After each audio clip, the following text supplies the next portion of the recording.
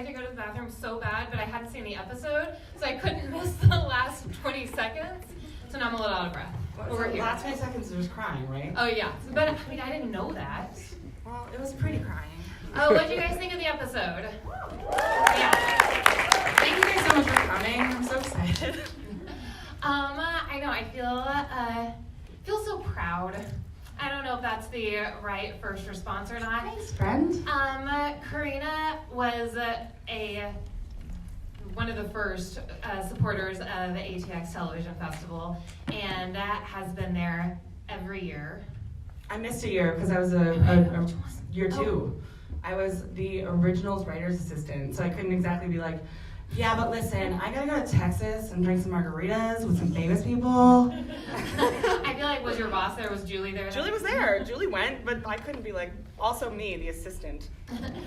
So Carina came the first year as a press member and became part of the family that first year, and then went on to obviously start writing for the originals, and now has created her very first show. And I just, every time I see your name come up, I get proud and excited, and I think that that's incredible. So my dad texted me the other day, was like, I'm so excited to see your name in lights. And I was like, where, Dad? That's not a thing. But it's so cool. I mean, I think that many of you have probably been to the festival a number of years and have seen the festival grow, and to kind of be on the same path with someone who has really started their television career, it just feels like we're growing up together. So it's like we're high school friends. We are. Venturing into the next realm. I give you all my gossip. Maybe we'll get some tonight. But I wanted to really start with, this is your first show that you have created. So why Roswell? Well, first I should say that one really cool thing about ATX is that first year that I came, me and a bunch of people, like Julie Plagg and Liz Tigler and Ariel Kibble and Britt Robertson, were like sitting at Guero's, and in walked Sherry Appleby. This is very ATX moment. That was literally the first time I met Sherry, was at Guero's. Is this working? No, I think it just went out. Do I have to hold it? You shouldn't have to. Hello? Oh, there it goes. Maybe Yep, I there I got. Make out really close to it. Yeah, so that was the first time I ever met Sherry, and obviously we worked together on this, which was fantastic. But yeah, ATX is where everything really begins. Which is, I love to hear that. Yeah. Were you a big fan of the original? So, I wouldn't say a big fan. Okay. I watched it. I was 12, and I wasn't really allowed to watch a lot of TV. I could have been a brain surgeon had my mom just let me watch television, but instead I had to be a rebel. I was a really big Dawson's Creek fan. I was a really big Felicity fan. I wasn't like really much of a genre person. I didn't watch Buffy. Well, that was a mistake, but that's okay. I know. But I did watch it when I was allowed to. I'm not kidding when I say that, like, I was allowed 1 hour of television a week, and I had to like negotiate with my mom, so I'd like ride back to a friend's house to watch Dawson's Creek, and then like hide in the basement to watch Felicity, and it was really great. And then I remember I got the Netflix DVDs of Roswell in college, back when Netflix had these things called DVDs. And I watched some of it then. But yeah, I liked it. I mean, this is the kind of TV that I love. Right. So when they called me, actually my friend Laura Terry at the CW texted me one day and just goes, how do you feel about Roswell? And I was nearing the end of my originals run, or I had one more season on the originals, and I was like, nah. At this time, were you writing pilots? Were you trying to pitch your shows? Yes, I had just gotten a pilot purchased by Warner Brothers. It's about a boy band, and it's sitting somewhere on a shelf. It's really good. Which I desperately want to see made, but we'll get to so that good, later. and I'm so mad. And then they were like, but what about Roswell? And I just like, it's no writer's like big dream to adapt somebody else's show. So initially I said no. And then I thought about it for a while, and I like talked to Julie Plagg, who's my mentor and was my boss at the time, and she said, look, I owed Warner Brothers a pilot. And she was like, go in and pitch your version of Roswell. Like, these guys at Amblin want to meet you, like, don't piss Spielberg off. She was like, just pitch. If you don't know, Amblin is Steven Spielberg's company. Yeah. So, small name. I've never met him, so I can't even be like, I work for Amblin and like Steven is my friend. He's not. Though I did when the screening started, and Justin Paulby and their names came up, and I was like, Amblin, and I wrote down Spielberg on this paper because I wanted you to talk about being on the phone with Steven Spielberg. Yeah, I mean, he gave notes. Which is pretty phenomenal. It'd be like I'd be writing the pilot and working on the pilot, and then like all of a sudden it'd be like, well, Steven's got an idea, and like the thing is, that's awesome. But if he has an idea, like he wasn't involved every single day, and like you couldn't say no. So you make the idea work somehow. Anyway, it was funny. That jumped ahead a little bit, but you went into.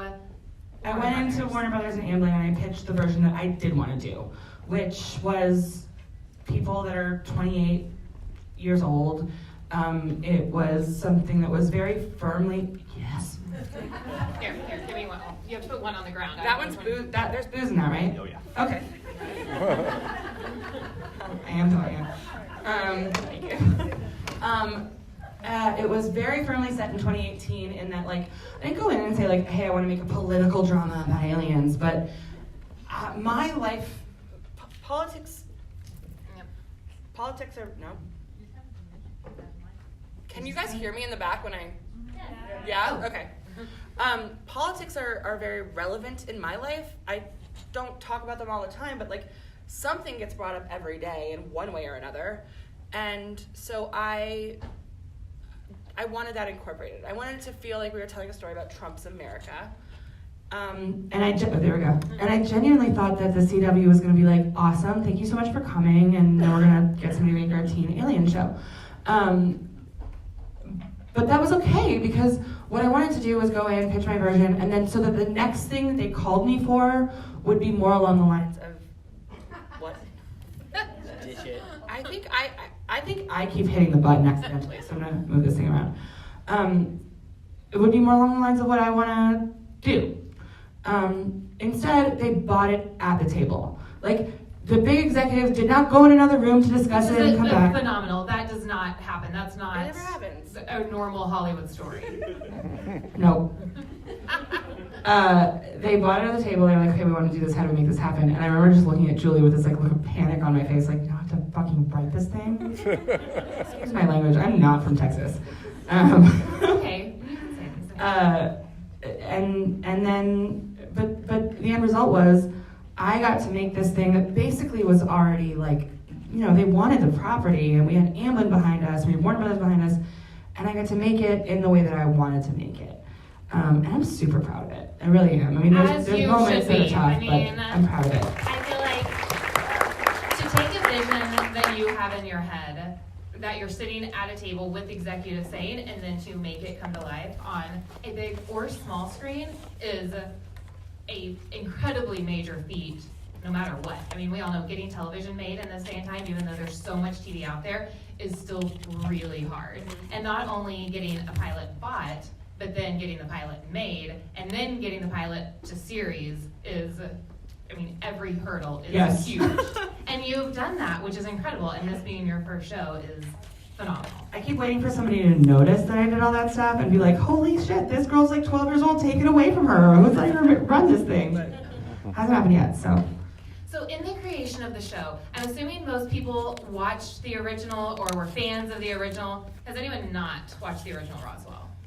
Okay, a few. Well, that's okay. You can stay in here. You're allowed. How did you begin to adapt this? I mean, I know it is technically based on the book and not the TV show.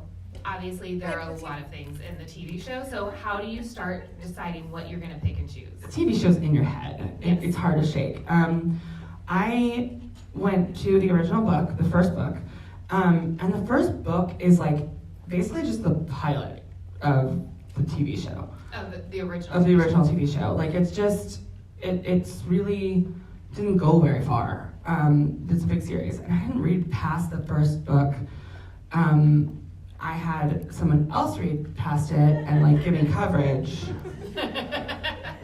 I'm so important. No, it's not that. It wasn't that. It was just that I really like I had an idea and I didn't want to get all tangled up in a lot of mythology. Did you have the idea before you read the book? I mean, when someone first said Roswell to you, did you already start forming this idea and then go back to read the book to Yeah. say, okay, what can I actually use? So my first thought immediately was undocumented immigrants. That was first out of, that's pretty phenomenal. Well, I was, at the time, my family's Muslim. My mom's side of the family is from Egypt. I was raised Muslim, and at the time there was all of this talk about the Muslim ban in the press, and it was a genuine fear for me. Like, immigration, the issue for me personally at that time wasn't like, oh my God, this guy might build a wall. But the issue was my green card holding grandfather might get detained on his way into the country for medical treatment and sit in a holding cell without what he needs, and I was very scared. And I have, Islamophobia has been a big thing in my life since 9/11. And my first thought was, I was thinking about, these, on the show in 1999, it's these aliens that look like they're white people. It's not like the aliens come into town looking scary to the average American. They look like Jason frickin' Bear. Like, thank you. But, and so my first thought was to, if the original show was about what it feels like when the idea that everyone in high school feels a little alien, I thought, well, what is that? How do you raise the stakes of that? And that feeling is really different when you're 28. And you're supposed to be settling into your life and starting something, and you're supposed to be who you are. And what does it mean when you don't feel welcome in your own home? So that was what I was thinking about. I, honestly really intended to make the lead diverse before I don't like to say that, sorry, I phrased that badly, let me tell you why. A human being can't be diverse. We need to stop calling people diverse. Multiple people can be diverse, but the networks and studios are always like, can you make her diverse? And I'm like, how? Do you want her half, like, split down the middle like a pizza? Like, but I knew that I wanted Liz to be Latina or Black or something.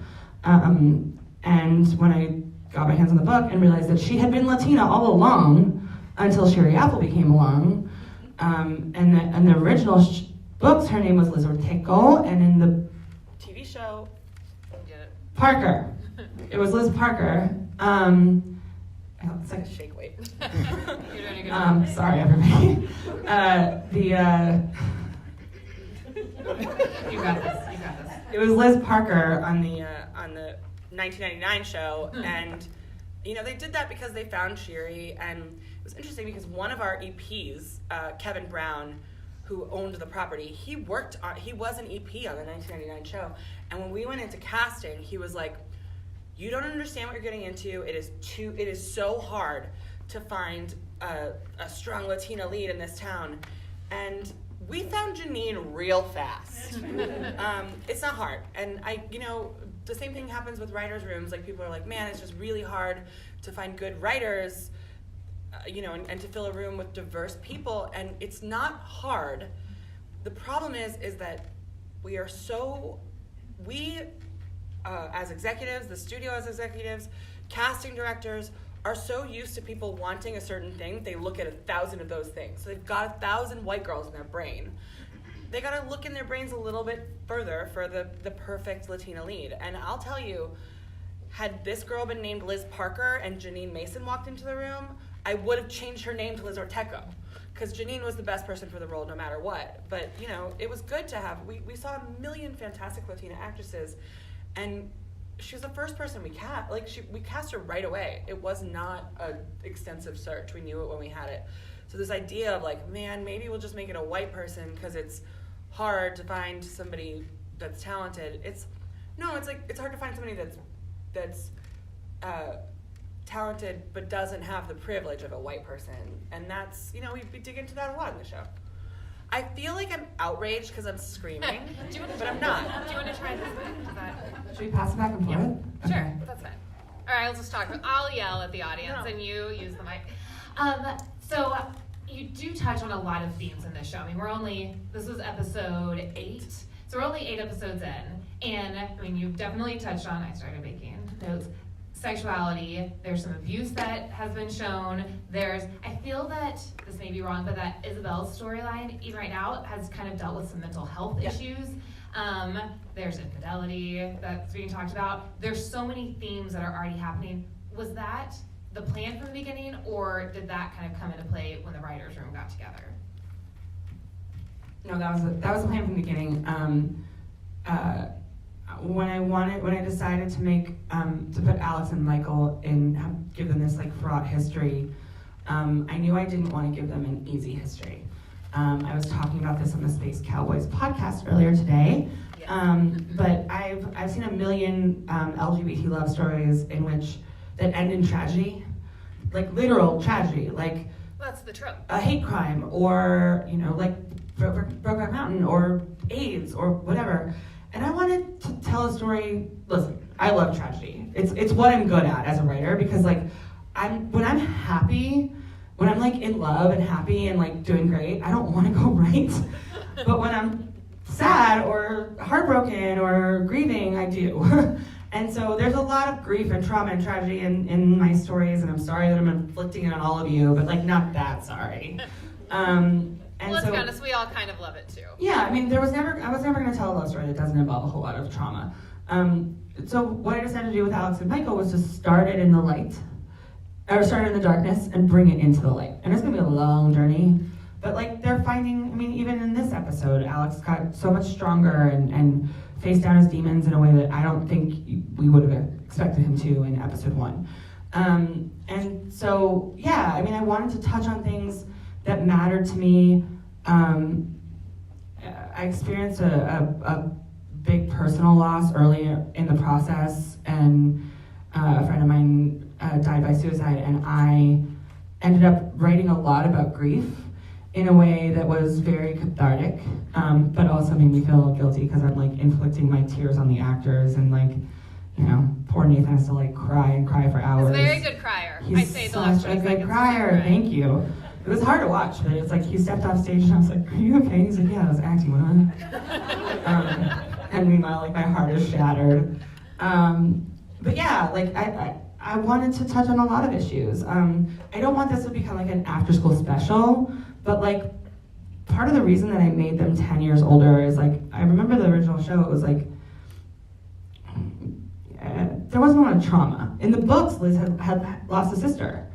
And in the TV show, she didn't lose a sister. And I wanted to tell a story about people who had big dreams in high school, and then tell a story about them 10 years later, asking the question of, would 18-year-old me be proud of 28-year-old me? And is the answer to that, based on what I've done, or what's happened to me, or the president, or whatever, like what is it that brings us to who we are as adults? Who are we then, who are we now, and who do we want to be eventually? Yeah. I love all of that, and you can definitely see it coming out, and it feels that it comes through in all the storylines. It's not, this episode is on mental health. It is something that feels like it's going to be dealt with throughout the run of the show in a way that is organic and does not feel special episode of. Good. And so you're doing your job perfectly. Wait till the puberty episode. I know. It's coming. No, it's episode 10, penultimate episode.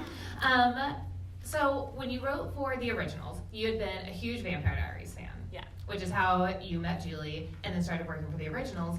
But in that setting, there was already a base mythology. The Vampire Diaries had been, I don't even know how many seasons at that point. She had created this entire thing, and then going into the originals, it's in her head, but you even have a place to start.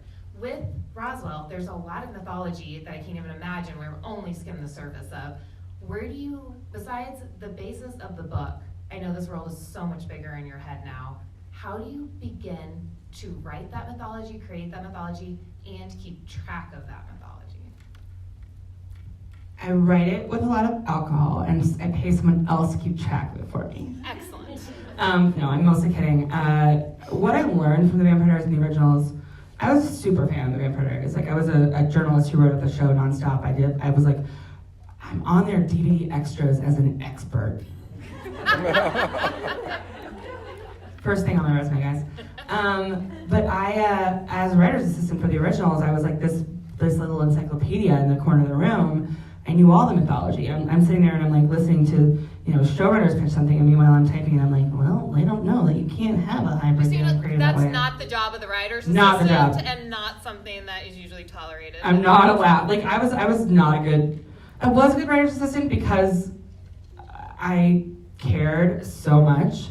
But like, you're not supposed to be like, excuse me, but that's not how you create a hybrid werewolf vampire in this mythology. And I did. And getting to the originals, the thing that really struck me was we had a lot of rules already established by another show. That other show, The Vampire Diaries and the originals, were on at the same time for 4 years. So they're creating new rules and new mythology while we're creating new rules and new mythology. We're trying to talk to each other and to make sure that those are consistent, but like, it's really hard. And so the first thing that I took into this was to go very slow with mythology and to establish rules carefully, because I would like to follow them forever and not break them. And so, like, one of the things that helps with that is, when we meet our 3 aliens at age 28, they don't know a lot about where they come from or who they are or what the rules are of their situation. They're learning a lot about it as we are, and so we only have to turn cards over as they're really relevant. I genuinely, guys, like, I don't know what planet they're from now. It doesn't matter because it's just ultimately it's just like a name of a planet that I'll come up with eventually. I know why. Can we come up with it now? $5 and another milkshake.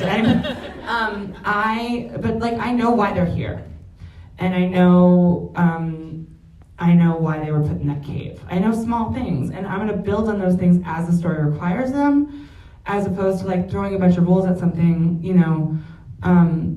Ultimately, over the course of this season, we just saw Liz find a weakness for aliens. We're gonna have other people discover weaknesses for aliens, but we're discovering those things along with them. So, the mythology is building slowly. That's what I learned is I don't want to go into something with 4 years of mythology already established because, one, it is genuinely like fans online are like, oh, how do they forget their own rule? We have 9,000 rules to remember, and we're just trying to tell a beautiful story, and it gets lost along the way. I don't want to do that. I come from it as a fan. I come from it as that person who was like, excuse me, Eric Kripke, but where is the necklace that Sam gave Dean? Did Dean really throw it away in season 4? Because I'd really like to see that necklace again. And also, when he did the flashback, he wasn't wearing the necklace. Shouldn't he have been wearing it? Like, I was that person. I want to be making a show for that person. So I'm trying not to fuck it up, is what I'm saying. I feel like that primes you for absolutely being able to do this. Because and you're going to be the person, the annoying person in the corner and leading the writer's room table saying, no, we can't do this, no, we can't do this, no, we can't do this. So I'm impressed with that. Going into that is That said, by the way, we've already seen 2 death dates for Rosa on screen on the show. We already fucked it up. Did anyone know that? Did anyone notice that there's 2 different death dates for Rosa? We're gonna fix it. We're gonna fix it for Netflix. That's also crazy. Are you really gonna do that? Yes, because I'm that asshole that's like, 7th or 8th, guys, this matters. Like, that's very impressive. So now you're show running for the first time. You obviously were mentored by an incredible showrunner who was running multiple shows at the time, and now this is all yours. So what did you may give a few sentences so people know exactly what a showrunner does, but what is it that you took from Julie, and what is it that you said, I want to do this differently because this is my way, and obviously you're a different person. Yeah. A showrunner really does everything. So everything is my problem and everything is my fault. I had somebody tweeted me earlier today or last night and was like, do you have control over the music choices? And I was like, I literally have control over everything. The other day I was talking to Nathan Parsons and I was like, I just heard why didn't you tell me that you got this other movie and he's going to do a cool movie in Vancouver. And he was like, oh, I just figured you already knew. Don't they have to ask you? And I was like, you have to ask me. But they do have to ask me. I'm in charge of everything. It's funny because you're just everything. And that means that if something's misspelled on a prop and I'm not on set that day, I still have to deal with it. I still have to pay the money to fix it, or, and when one thing says Rosa died on June 8th and one thing says Rosa died on June 7th, it's not my fault. Someone else put that there, but it is my problem now, So yeah, Showrunner does everything. I'm in 4 places at once all the time, and it's super fun. I'm not complaining, but I'm very tired. So Julie, to her credit, a lot of showrunners don't run their show like this, but Julie ran the Vampire Diaries of the originals as if she was training mini showrunners. So from my very start as a little baby, she was I was producing my own episodes. I was flying to Atlanta to produce them. I was doing all the meetings. I was in charge of all the misspelled props. So she's helped me a lot. I mean, I was ready for this, even though I jumped a whole bunch of steps. I'd only done 4 years in this business, and then they gave me a show. It's crazy. They're very dumb. And then the thing that I really wanted to change was I wanted to acknowledge my inexperience and acknowledge what I don't know. And that meant to me making the process as collaborative as possible. So, and I was also walking into this, I had worked with Trevino for 10 years. I've known Nathan forever. I've known Riley Vocal forever. These were my friends. These are people who hang out at my house and watch TV, and I can't, how do you suddenly become their boss? And the way that I approached it was to make sure that it felt like we were all doing this as a team. So meetings like a tone meeting or a prep meeting that actors normally would never be allowed into, I was like, if you guys got time and you want to sit there, come sit. Do they come to them? Yeah. And things get said in tone meetings like, hey, you're talking to the director as a writer, and you say things like, listen, this scene is going to be difficult for this actor because X is going on in their personal life, or they're not a good crier, or they revert to anger over empathy as an actor, adjust them. And we just open the doors to everybody, and we're like, if you guys want to come in and listen to what the process is, do. And I think it gives them respect for what we're doing. It also makes me feel like I can ask questions and I can admit what I don't know without feeling like I'm being undermined. There's a lot that I know. I know these characters better than anybody. But there's plenty I don't know. They come in and they talk to me about insurance and snow and blah, and I'm like, oh yeah, I got a lot of questions. Sit down and get comfortable. And so that was sort of how I did it differently. I think that I was very much taught to keep a strict distance between yourself and everybody else as the boss, never to show your weaknesses, whatever. But I walked into this with some of my best friends. They know my weaknesses. I can't suddenly pretend not to have them. So we do it a little differently around here, and it's working. It's I feel like we're most of the time really, really great collaborators, and I feel very supported. Michael Trevino, who showed me around my very first television set on my very first day, is there every single day. He shadows directors, so he comes to work every single day, even if he's not filming, and he's got my back. And if I need to cry in my office, I'm probably gonna call him, and he doesn't think less of me for it. In fact, I think he thinks more of me for it. And welcome to having a millennial showrunner, I guess. I have feelings. I'm not gonna Tumblr about them, but I want you to listen to them. I have so many questions, but I might we're running Tumblr out about of time. Do any of y'all have questions? Because I have plenty to keep going, but I don't want to not give you a chance if anyone has questions. Okay, if you think of one, you can corner Carina. Yes? So Sherry directed an episode. Could you talk about what the relationship is like as a showrunner between you and the director, and particularly maybe what the experience was like working with Sherry? Working with Sherry was so great. It was Working with Sherry was so great. It was I had interviewed her on Life Unexpected, and met her at ATX, and when I saw that she wanted to direct, I called her and I was like, were you serious, or were you just being nice for Us Weekly? And she was like, no, I really want to direct, please.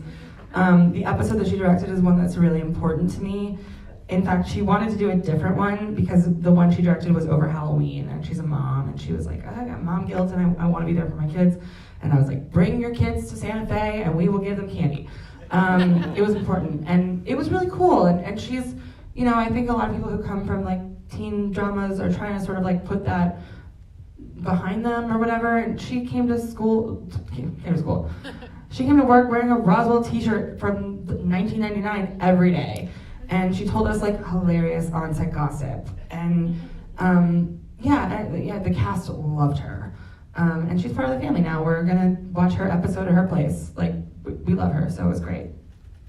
And adding to that, so you worked with Nathan and Michael for a long time, and then also Paul Wesley directed an episode, last night's episode, right? So more on the casting side, did you have them pictured when you were writing the episode? How did that casting come about? And then what was it like working with Paul as a director? I'm just piling them on so I can get my... Okay. I had Nathan in mind right from the start because I was writing a show about cowboys and we were talking a lot. Like his friend Chris is here, and before Nathan was cast on the show, I was trying to figure out if we could film it in Texas because I'm obsessed with Austin. And like one day you guys were like out filming like a food vlog or something. You were vlogging out in like somewhere. And I get this video from Nathan that's out the window, and he's like, this kind of looks like desert, right? Like you can shoot it here. And I was like, are you scouting locations for me? And this was like, I mean, the pilot hadn't been picked up yet. But I had Nathan in mind for Michael. Oh. In real life, Nathan's a little more like broody cowboy, whatever. He's a pretty good broody cowboy in this. I don't know. And so he went through the whole audition process as Michael, and then somebody who I really wanted to play Max dropped out, and I called Nathan and I was like, don't kill me, I need a favor. Like, you learn lines fast, so can you just do Max tomorrow too? And I don't think you guys know, like, testing for a studio as an actor is incredibly stressful. For me to call like the night before and be like, hey, mine, and like, he did me a fucking favor. And I also was like, you're not gonna get it. But can you go through all of this trauma and strife and rejection just as a favor? And he did. And I remember that night he was like, there's no way I got it. And I was like, there's no way you got Max. There's no way. But he was like so cute. He like changed his shirt and his belt buckle for between the two auditions, like ran out in the hall, like did a quick change, and then came back in as like, Michael. I don't know what was gonna happen, but the studio was like, I don't think he's our leading man, but like I was like, well, he's in the running for Michael. Like at this point I was like, I don't want to do this thing without him. He'd been like part of it for me. And then Michael Vlamis appeared. And Michael Vlamis, who plays Michael, was just undeniable as this character. And so we're at the CW. Vlamis texted for us in person. Nathan was here in Austin, so he tested on tape. Which is like the big, you test at the studio, then you test the network. The network when Nathan was testing on tape, and everyone turned to me after Michael Vlamis' audition and was like, well, it's obviously him. And I'm just thinking like, fuck, I gotta tell this person who I like love that he didn't get the role. And then the head of the studio was like, or the head of the network, Mark Hedowitz, was like, didn't you have Nathan audition for Max earlier? And I'm like, yeah. And then he's like, just have him do Max. And I was like, I'm sorry, what? And they're like, yeah, like as long as his chemistry with Jeanine is good, just have him do Max. And so we flew Nathan back from Austin, and I got annoyed about it because I was like, just give him the role. Like, I worked with him forever. He's got chemistry with a brick wall. And I've said that before, and I'm not saying that Jeanine Mason is a brick wall. Jeanine Mason is like the best actor that I've ever worked with. But I wasn't worried about it. But they did make him fly back, do this chemistry read, and then when they did the chemistry read, everyone in the room cried, and I was like, okay, thank God. So yeah, Nathan I had in mind. Riley I had in mind for another part, but she did this. Trevino was a wonderful surprise. Like, surprise to the point where like, I'm in the casting office, and I walk in and I see Trevino like signing in on the sign-in sheet, and I'm like, hey, what are you here for? And he's like, you. And I was like, what are you really here for? And he was like, no, I'm auditioning for you. And I was like, you're auditioning for me? And it was funny because the night before I called Julie and said, I think I've got Kyle all wrong. And she was like, why? And I was like, we've seen all these great actors I'd worked with before for Kyle, but like none of them had anything that was exciting. And and I was like, I think I wrote it wrong. I was like, all these guys can't be messing this up. Like, I wrote him as like, I felt like I wrote him as this like dumb golden retriever puppy ex-boyfriend. And then Trevino came in with a little fire, and I remember thinking, we'd already cast Nathan at that point as Max. And I remember sitting there thinking, I bet Trevino could beat Nathan up. And then he got the part. And I cannot speak highly enough of Michael Trevino and what he's done on that set. I mean, being a support system, his work ethic is insane. Everybody loves working with him. I mean, he works with everybody, and he's fantastic. Okay, they're gonna kick us out in Why? 30 seconds, but I want you to talk just a tiny bit about the music that it was always your vision for it to be 90s music, and how you scored the perfect Counting Crows song. In the pilot. I just love 90s music, and I always have, and I felt like that was a good way to honor the original show and to like,